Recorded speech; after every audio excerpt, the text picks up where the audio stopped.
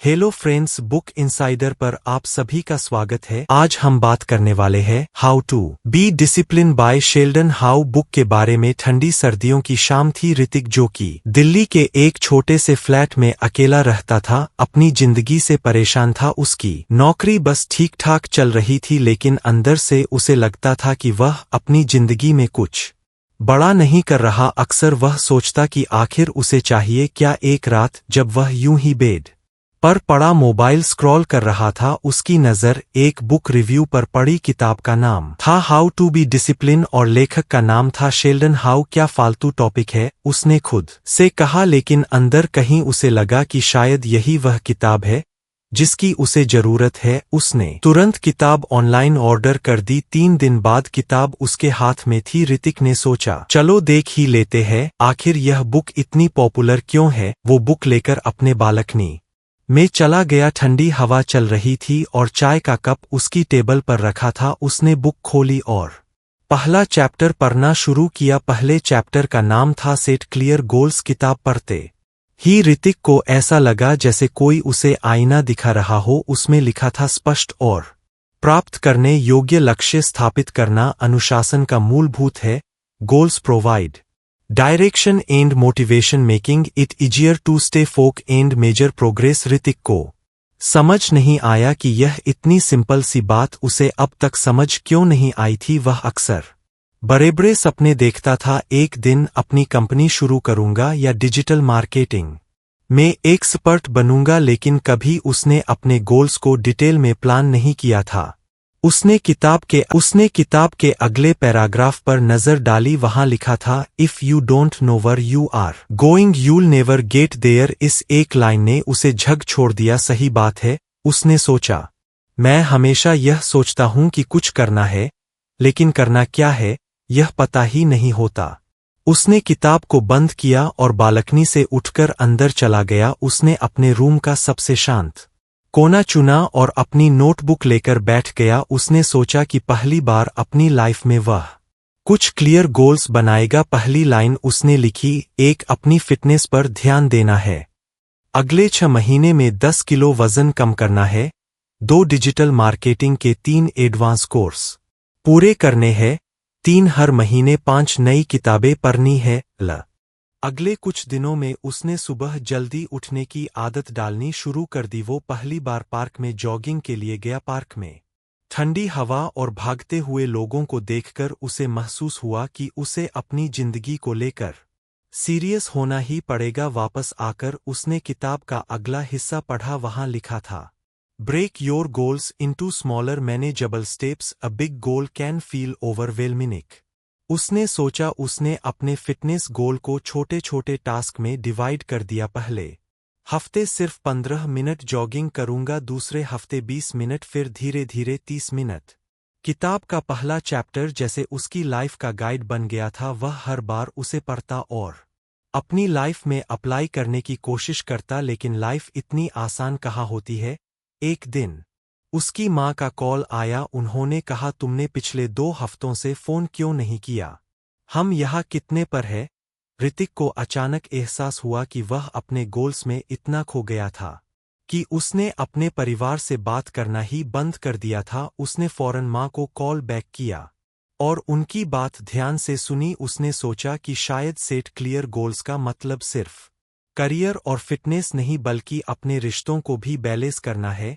उसने अपनी नोटबुक निकाली और एक और लाइन लिखी, 4 हर हफ्ते अपने पेरेंट्स को कॉल करना और उनके साथ टाइम ताना। इस तरह ऋतिक की लाइफ धीरे धीरे बदलने लगी। वह हर रात सोने से पहले अपने दिन का रिव्यू करता। अगर उसने कोई टास्क मिस कर दिया होता तो वह उसे अगले दिन की लिस्ट में जोड़ लेता। किताब के पहले चैप्टर ने उसे समझा दिया था कि गोल्स सिर्फ लिखने के लिए नहीं होते, बल्कि उन्हें जीना होता है। उसने सीखा कि गोल्स की वजह से उसकी जिंदगी में एक दिशा आई थी, लेकिन कहानी यहाँ खत्म नहीं होती। ऋतिक को समझ आ गया था कि यह सिर्फ शुरुआत बात है। शेल्डन हाउ की किताब का पहला चैप्टर तो एक झलक मात्र थी, उसे बाकी के चैप्टर पढ़ने थे और उन पर काम करना। अगर आपको हमारी फ्री समरी अच्छी लगती है तो आप हमारे चैनल को सब्सक्राइब कर सकते हैं, हमारी मेंबरशिप खरीद सकते हैं या हमें यूपीआई के थ्रू सपोर्ट कर सकते हैं।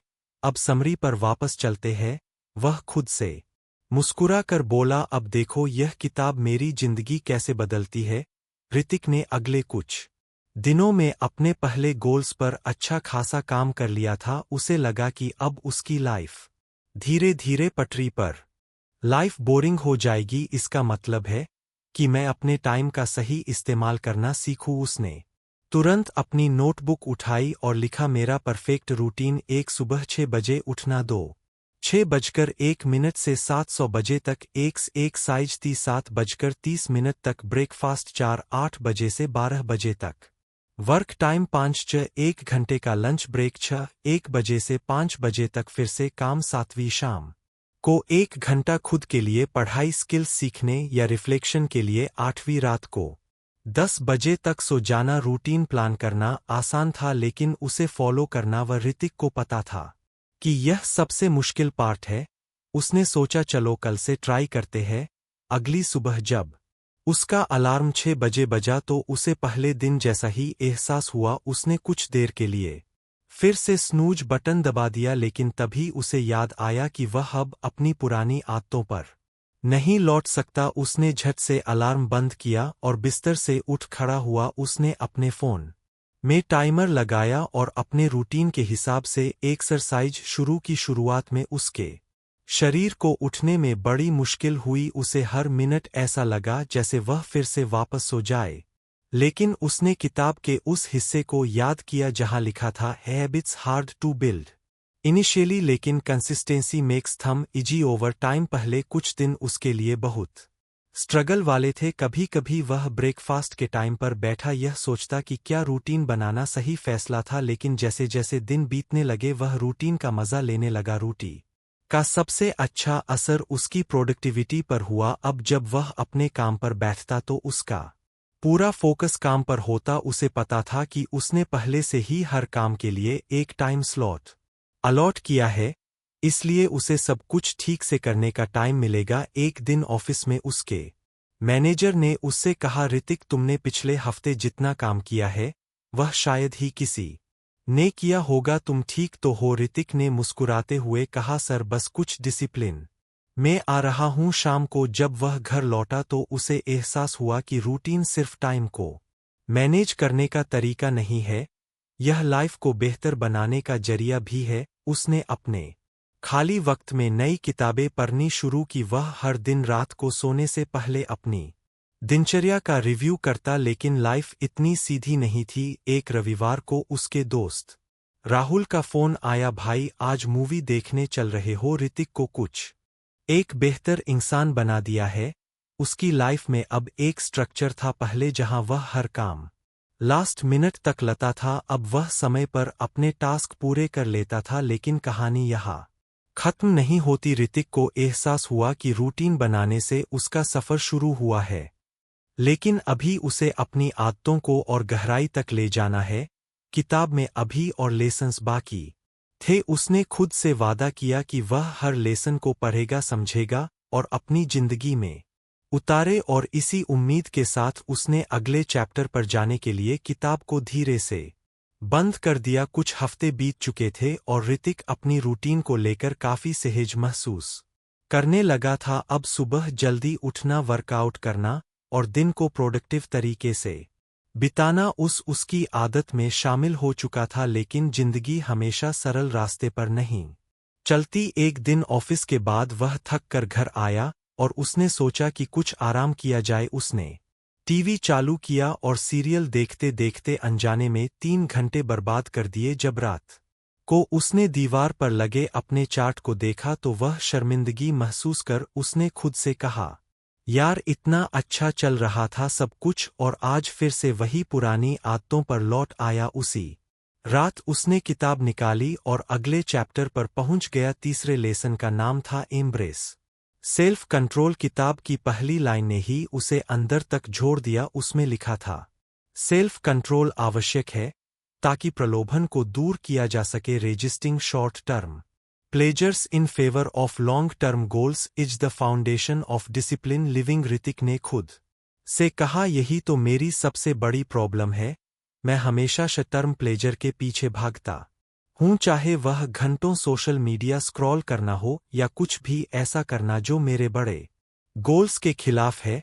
किताब में एक और इंटरेस्टिंग बात लिखी थी, distractions are everywhere and they often disguise themselves as harmless breaks, but every small temptation adds up to derail your progress. Hrithik ने अगले ही दिन से अपने अंदर सेल्फ कंट्रोल लाने की ठान ली। उसने सबसे पहले अपने सबसे बड़े डिस्ट्रैक्शन की पहचान जान कि उसका मोबाइल। उसने अपने फोन से सारी अनावश्यक एप्स डिलीट कर दी और स्क्रीन टाइम लिमिट सेट कर दी। उसने तय किया कि वह दिन में सिर्फ एक बार सोशल मीडिया चेक करेगा, वह भी सिर्फ 15 मिनट के लिए। पहले दिन यह करना उसके लिए बहुत उठकर वर्कआउट करने का कोई चांस नहीं रहेगा। उसने खुद से सवाल किया, क्या मुझे जाना चाहिए या मुझे अपने लॉन्ग टर्म गोल्स पर फोकस करना चाहिए। किताब की एक और लाइन उसे याद आई, हर बार जब आप एक तमन्ना का विरोध करते हैं तो आप एक कदम और करीब आते हैं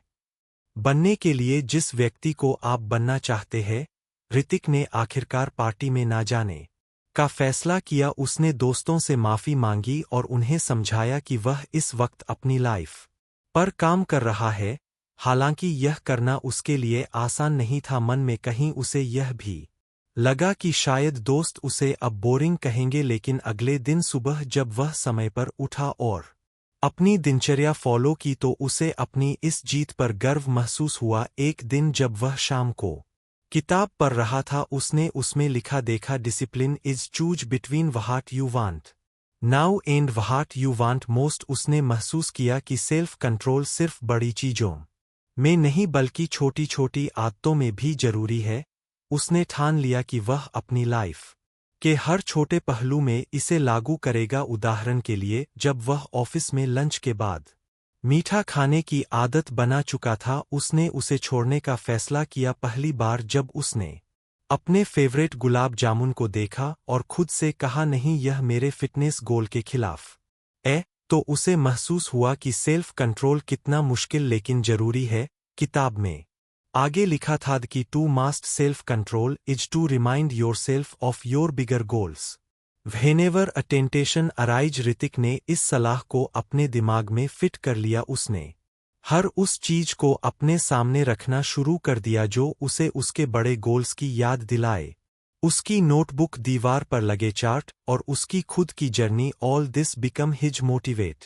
धीरे धीरे उसकी इच्छाओं पर काबू पाने की ताकत बढ़ने लगी। अब जब भी उसे कोई डिस्ट्रैक्शन दिखता, वह खुद से एक ही सवाल करता, क्या यह मुझे मेरे बड़े गोल्स के करीब ले जाएगा या दूर करेगा। कुछ हफ्तों बाद उसके ऑफिस में एक और चैलेंज आया। कंपनी ने एक नया प्रोजेक्ट दिया जिसमें उसे देर रात तक काम करना होता। पहले वह हमेशा ऐसे हालात में बहाने ढूंढता कि प्रोजेक्ट कैसे टाला जाए, लेकिन अब उसने सेल्फ कंट्रोल के साथ अपने समय को मैनेज करना सीखा। उसने अपने रूटीन को कुछ बदला ताकि प्रोजेक्ट के साथ साथ उसकी बाकी आदतें भी बनी रहे। ऋतिक को एहसास हुआ